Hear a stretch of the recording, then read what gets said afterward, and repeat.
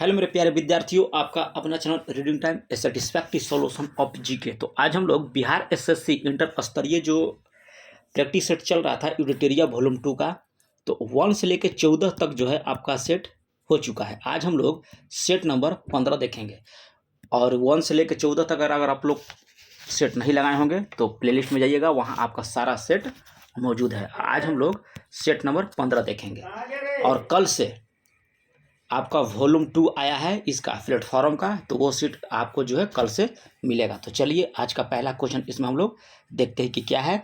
और एक इम्पोर्टेंट सूचना आपको बता दें कि बिहार दरोगा करीब हमको लग रहा है कि 2500 प्लस वैकेंसी जो है आपको जुलाई या अगस्त में देखने को मिलेगा। तो हो सकता है कि आपको इस मंथ या अगला 15 तारीख से आपको जो है बिहार दरोगा का भी सेट भी मिलेगा। तो चलिए आज का पहला क्वेश्चन हम लोग यहाँ पे देख लेते हैं। आज का पहला क्वेश्चन इसमें करा है कि एमनेस्टी इंटरनेशनल निम्नलिखित में से किससे संबंधित है। तो एमनेस्टी इंटरनेशनल जो कह रहा है कि किससे संबंधित है, तो इसका हो जाएगा आपको मानव अधिकार से। एमनेस्टी इंटरनेशनल जो है जिसका गठन जो है आपको जुलाई 1961 ईस्वी में किया गया था, याद रखिएगा। जुलाई 1961 में एमनेस्टी इंटरनेशनल का किया गया गठन। अब इसका जो है मानव अधिकार से संबंधित है। अब इसका मुख्यालय याद रखिएगा कि इसका लंदन में है। चलिए अगला क्वेश्चन यहाँ पे कह रहा है कि योकोहामा रणनीति निम्नलिखित में से कह रहा है कि किससे संबंधित है। तो योकोहामा जो है यह आपको आपदा प्रबंधन से है। किससे संबंधित है? आपका आपदा प्रबंधन से। 1994 ईस्वी में जो है आपका जापान के योकोहामा नगर में आपदा प्रबंधन के संबंध में विश्व कॉन्फ्रेंस में विश्व में होने वाली विभिन्न आपदाओं से निपटने के लिए जो है इसका गठन किया गया था, आपका योकोहामा रणनीति का। तो ये आपदा प्रबंधन से है। ऑप्शन सी आपका यहाँ पे राइट हो जाएगा। अगला क्वेश्चन यहाँ पे दिया है, कह रहा है कि बीच बचाओ आंदोलन का संबंध किस राज्य से है। तो उस राज्य जो हो जाएगा आपका उत्तराखंड हो जाएगा। क्वेश्चन कह रहा है कि बीच बचाओ जो है आंदोलन का संबंध जो है आपका उत्तराखंड से संबंधित है। अगला क्वेश्चन है कि अंतर्राष्ट्रीय मुद्रा कोष की स्थापना किस वर्ष हुई थी। तो अंतर्राष्ट्रीय मुद्रा कोष पूछ रहा है, तो 1944 ईस्वी में। ऑप्शन डी यहाँ पे आपका राइट हो जाएगा, 1944।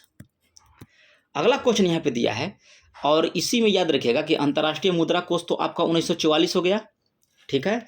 एक देता है आपको संयुक्त राष्ट्र संघ, तो ये आपको होता है 1945 ईस्वी में। संयुक्त राष्ट्र संघ जो है यह आपको 1945 ईस्वी में इसका गठन हुआ। और एक देता है आपको गुट निरपेक्ष आंदोलन, इसका होता था आपको 1961 ईस्वी में।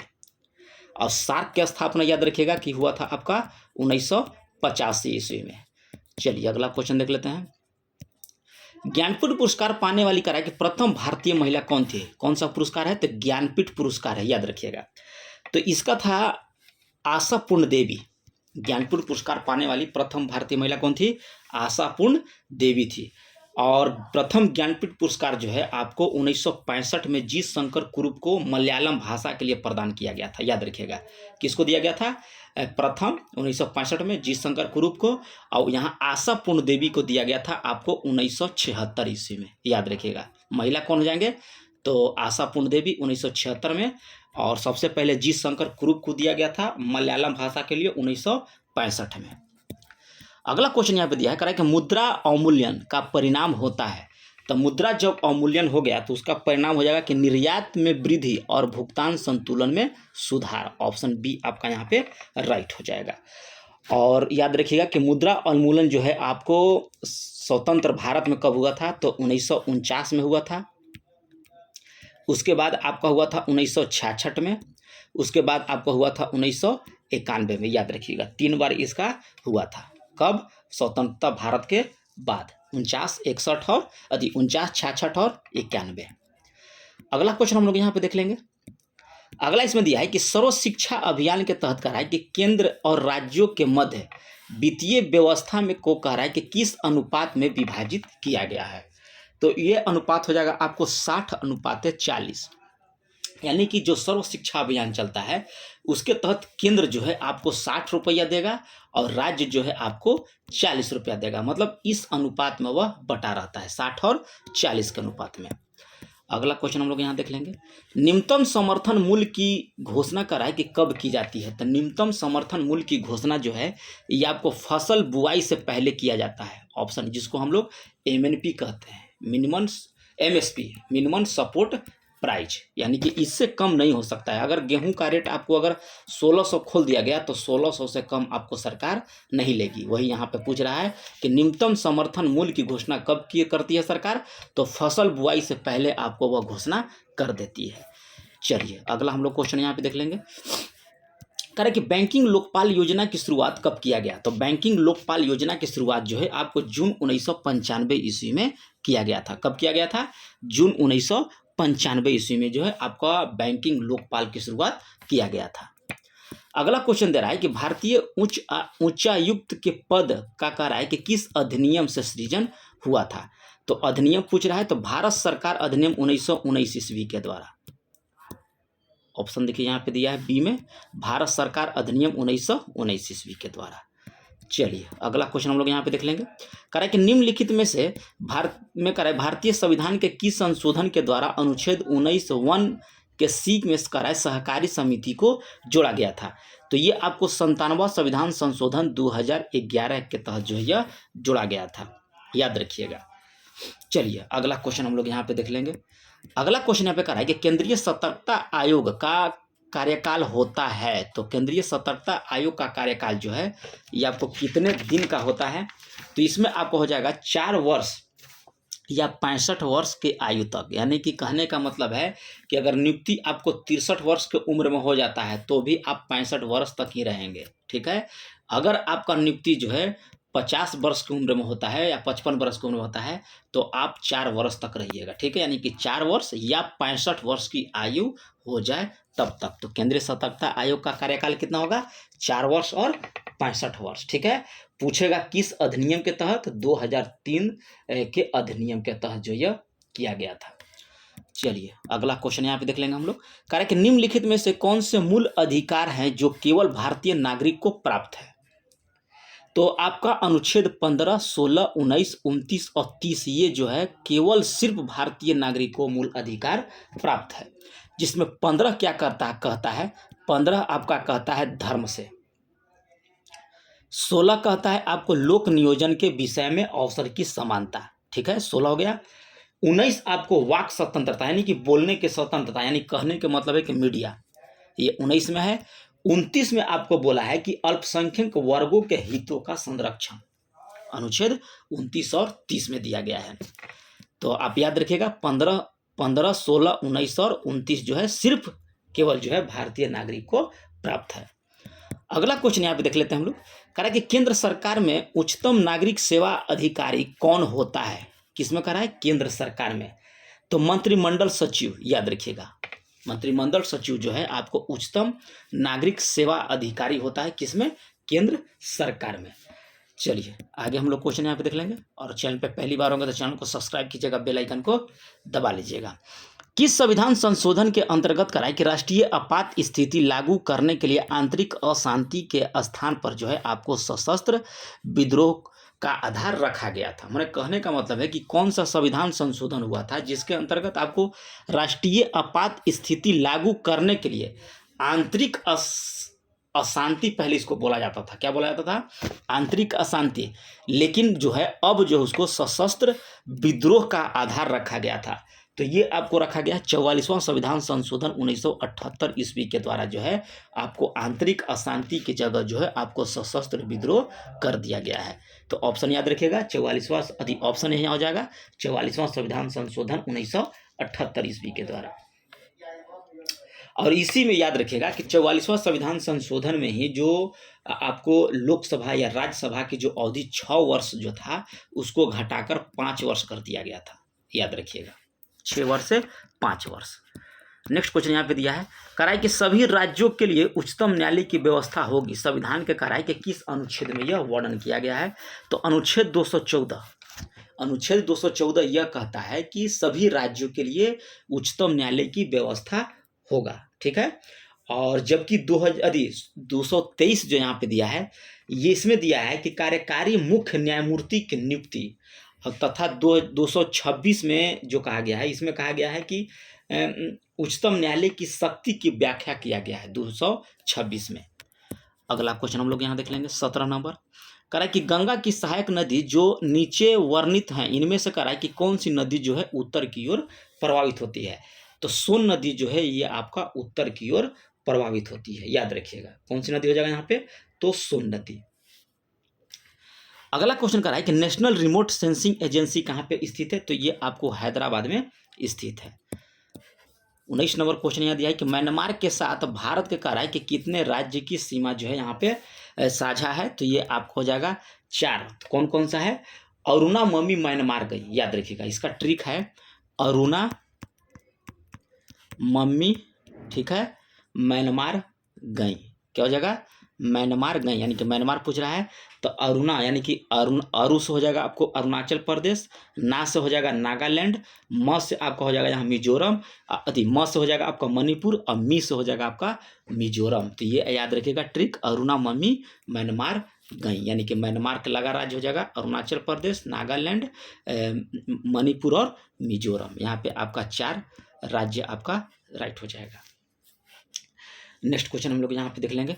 कह रहा है कि एक तरफ दिया है पर्वतीय दर्रा और दूसरी तरफ दिया है उसका राज्य, ठीक है, और यहाँ पे दिया है ऑप्शन क्या पूछ रहा है कि सुमेलित नहीं है।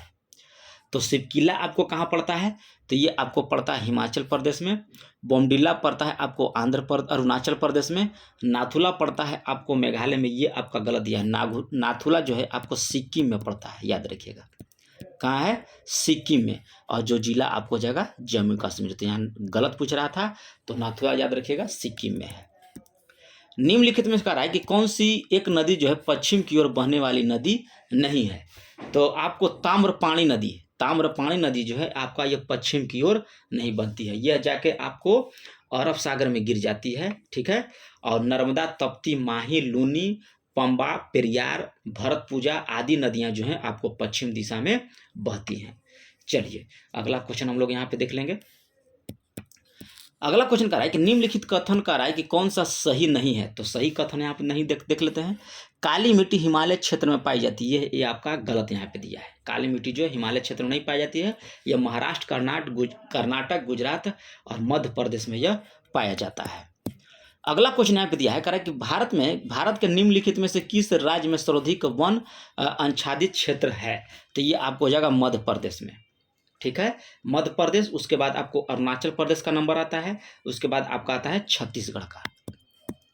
परमाणु में कह रहा है कक्षाओं को भरने का क्रम नियंत्रित किया गया था, तो अब्बाउ के द्वारा, सॉरी हाइजेनबर्ग के द्वारा। ऑप्शन याद रखिएगा बी हो जाएगा यहाँ पे, हाइजेनबर्ग के अनिश्चितता सिद्धांत के द्वारा जो है आपको परमाणुओं में कक्षों के भरने का क्रम जो है नियंत्रित होता है, हाइजेनबर्ग के अनिश्चितता सिद्धांत के द्वारा। अगला क्वेश्चन कह रहा है कि पीतल इनमें से किसका मिश्रण है, तो पीतल आपका हो जाता है जस्ता और तांबा का, याद रखिएगा जस्ता और तांबा। जल अपघटन में कह रहा है कि ऊर्जा किस रूप में उत्पन्न होता है, तो इसमें ऊर्जा हो जाता है ऊष्मा के रूप में, ऑप्शन बी यहाँ पे आपका राइट हो जाएगा। 27 नंबर क्वेश्चन यहाँ पे दिया है, कह रहा है कि खीरे को काटकर यदि नमक डाला जाता है तो निम्न में से किसके रंग कारण जो है पानी निकलता है। पूछ रहा है कि जब खीरे को काटकर उसमें नमक डाल दिया जाता है तो किस कारण से उसमें पानी निकलता है, तो कारण इसमें हो जाएगा आपको परासरण के द्वारा। ऑक्सीजन के बाद कह रहा है कि सबसे अधिक उपलब्ध कह रहा है कि कौन सा मूल तत्व है, किसके बाद पूछ रहा है, ऑक्सीजन के बाद, तो ये हो जाएगा आपको सिलिकॉन, ऑप्शन ए यहाँ पे आपका राइट हो जाएगा सिलिकॉन। पारे को कह रहा है कि साधारणतः तापमापी यंत्रों में उपयोग किया जाता है क्योंकि इसकी विशेषता जो है आपको उच्च ऊष्मीय प्रसार का होता है, ऑप्शन सी राइट हो जाएगा। अगला क्वेश्चन यहाँ पे कह रहा है कि निम्नलिखित कथनों पर विचार कीजिए और कठोर जल उपयुक्त नहीं है, ये आपसे पूछ रहा है कि कठोर जल उपयुक्त नहीं है। अब पूछ रहा है यहाँ पे कौन सा कथन आपका सही दिया गया है, तो पीने के लिए, ठीक है, साबुन से कपड़े को धोने के लिए, बॉयलर्स में प्रयोग के लिए और फसल की सिंचाई के लिए। मैंने कहने का मतलब है कि कठोर जल का उपयोग हम लोग नहीं करते हैं, तो पीने के लिए हम लोग कठोर जल का उपयोग नहीं करते हैं, और ना ही कपड़ा धोने के लिए, बॉयलर्स में भी कठोर जल का प्रयोग नहीं किया जाता है, फसल के सिंचाई में भी कठोर जल का प्रयोग नहीं किया जा सकता, यानी कि ऑप्शन डी यहाँ पे आपका राइट हो जाएगा। वनस्पति तेल से करा है कि वनस्पति घी बनाने के लिए प्रयोग होने वाली गैस कौन सा होता है, तो हाइड्रोजन। ऑप्शन ए यहाँ पे आपका राइट हो जाएगा, हाइड्रोजन। करा है कि कौन सा एक वायुमंडल में अस्थायी गैस है, तो आपको हो जाएगा नाइट्रोजन। नाइट्रोजन जो है वायुमंडल में अस्थायी गैस है। अब फूलों का अध्ययन को क्या कहा जाता है, तो एंथोलॉजी। फूलों का अध्ययन एंथोलॉजी कहा जाता है, ठीक है। अब फूलों का अध्ययन एंथोलॉजी हो गया, फूलों का अध्ययन हो गया एंथोलॉजी। घास का अध्ययन होता है एग्स्ट्रोनोलॉजी, याद रखिएगा एक्स्ट्रोलॉजी। अधिकांश कीट श्वसन कैसे करते हैं, तो अधिकांश कीट जो है ये आपको श्वसन करते हैं वातक तंत्र से। ऑप्शन डी राइट हो जाएगा।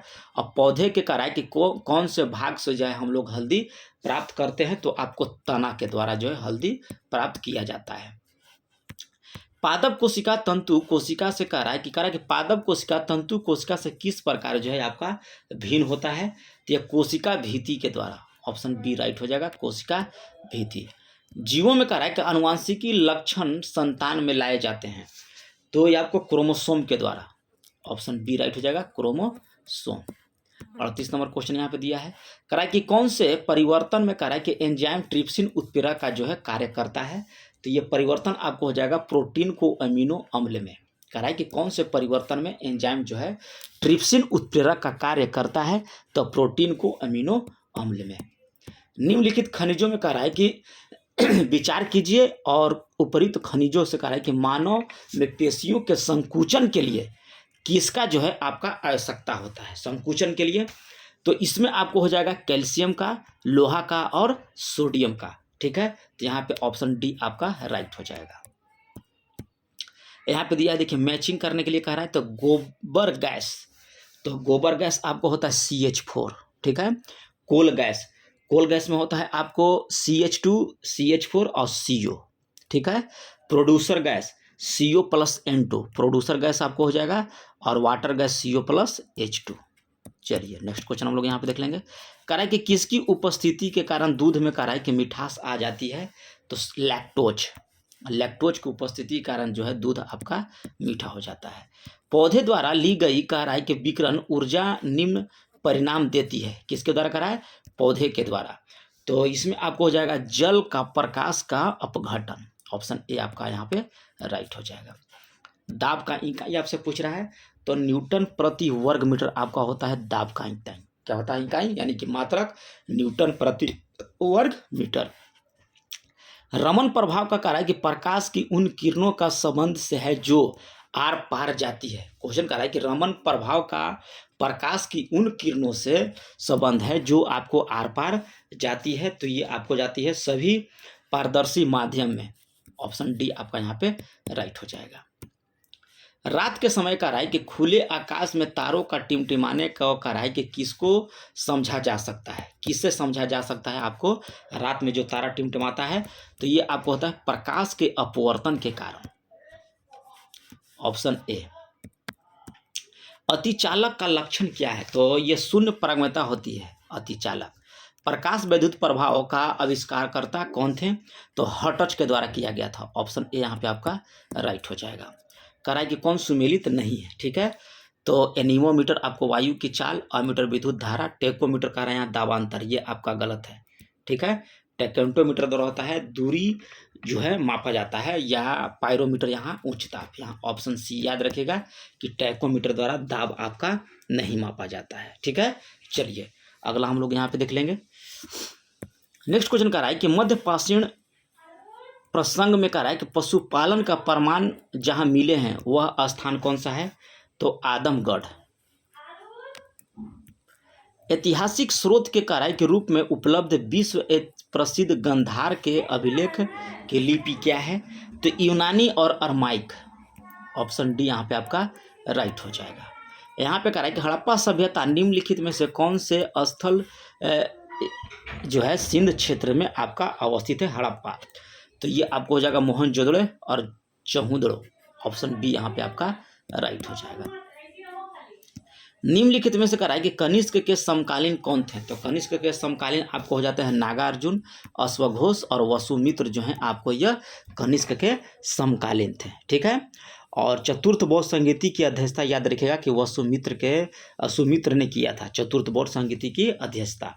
और शून्यवाद का प्रतिपादक आपको नागार्जुन के द्वारा किया गया था। चलिए, संस्कृत का कह रहा है कि महान कवि और नाटककार राजशेखर किस प्रतिहार शासक के दरबार में रहते हैं? तो ये आपको हो जाएगा महिपाल, ऑप्शन सी यहाँ पे आपका राइट हो जाएगा, महिपाल। निम्नलिखित में से किसने मध्यकालीन भारत में कह रहा है कि तमिलनाडु पर शासन किया था? तो चोल वंश। कह रहा है कि किसने मध्यकालीन भारत में कह रहा है कि तमिलनाडु पर शासन किया? तो चोल वंश के द्वारा।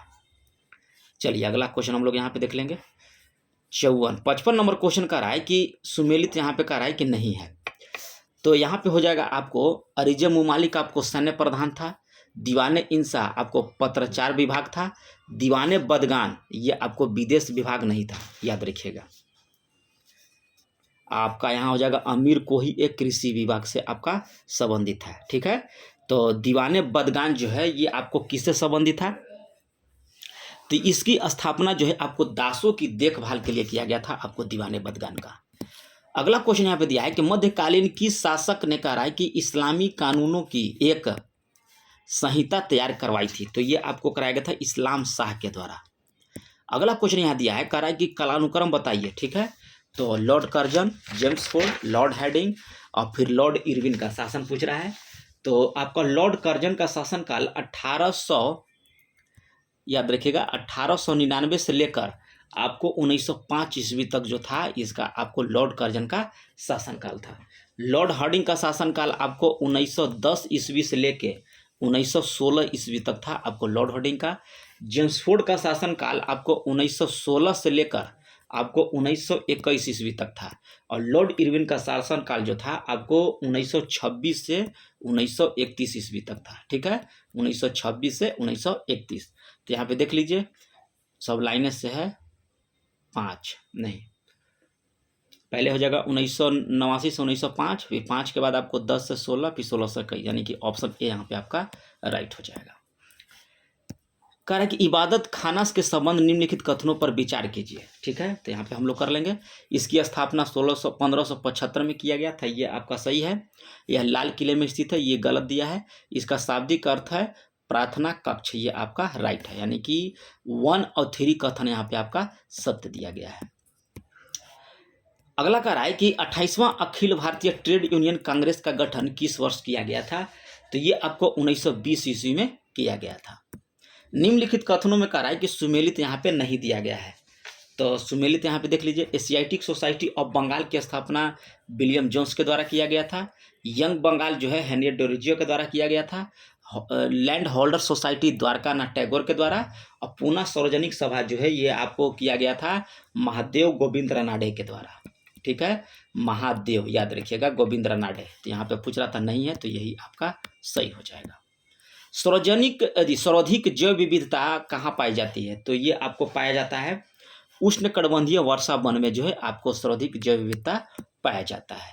स्वपोषित जीवों का कह रहा है कि कार्बन और ऊर्जा की आवश्यकताएं किसके द्वारा पूरी होती है? तो ये आपको प्रकाश संश्लेषण के द्वारा, ऑप्शन ए यहाँ पे आपका राइट हो जाएगा। सर्वाधिक अस्थायी पारिस्थितिकी तंत्र जो है निम्नलिखित में से कौन है? तो ये आपको हो जाएगा महासागर जो है आपको सर्वाधिक अस्थायी पारिस्थितिकी तंत्र है। अगला क्वेश्चन यहाँ पे 64 नंबर देख लेते हैं। कह रहा है कि मानव गतिविधियों से परिवर्तित पर्यावरण क्या कहलाता है? तो ये आपको कहलाता है एंथ्रोपोजेनिक पर्यावरण। अगला क्वेश्चन हम लोग देख लेते हैं। निम्नलिखित में से कह रहा है कि कौन सा देश अफ्रीका महाद्वीप में आपका अवस्थित नहीं है? तो गुआना जो है आपको अफ्रीका महाद्वीप में स्थित नहीं है, बल्कि यह दक्षिण अमेरिका में स्थित है। मार्च 2024 में कह रहा है कि कौन सा देश नाटो का 32वां आधिकारिक सदस्य बना है? तो आपको बना है स्वीडन, याद रखिएगा कौन बना है? स्वीडन जो है आपको मार्च 2024 में नाटो का 32वां आधिकारिक सदस्य बना है। नेक्स्ट क्वेश्चन हम लोग यहाँ पे देख लेंगे। कह रहा है कि मार्च 2024 में किस राज्य में कह रहा है कि विधवा पुनर्विवाह प्रोत्साहन योजना शुरू किया गया? तो ये आपको झारखंड में। अगला क्वेश्चन कह रहा है कि चंद्रयान 3 रोवर पर लगे लेजर प्रेरित ब्रेकडाउन स्पेक्ट्रोस्कोपी यानी कि LIBS उपकरण का उद्देश्य क्या था? तो इसका उद्देश्य था कि तीव्र लेजर फ्लश का उपयोग करके चंद्रमा पर जो मिट्टी का संरचना का विश्लेषण जो है करना था। तो ऑप्शन सी यहाँ पे आपका राइट हो जाएगा। अगला क्वेश्चन देख लेते हैं। करा कि made in India from independence to emergency पुस्तक के लेखक कौन है? तो ये आपको अमिताभ कांत है। ऑप्शन सी यहाँ पे राइट हो जाएगा। भारत सरकार के द्वारा कहा है कि अक्टूबर 2023 में इजराइल हमास युद्ध क्षेत्र से कहा है कि नागरिकों को स्वदेश लाने के लिए कौन सा अभियान जो है शुरू किया गया था? तो ऑपरेशन आपका था अजय। ऑपरेशन अजय था। ऑपरेशन करुणा जो था ये आपको था भारत सरकार के द्वारा चक्रवात मोर्चा से प्रभावित म्यांमार की सहायता के लिए, ठीक है। और ऑपरेशन दोस्त हम लोग यहाँ पे देख लेंगे।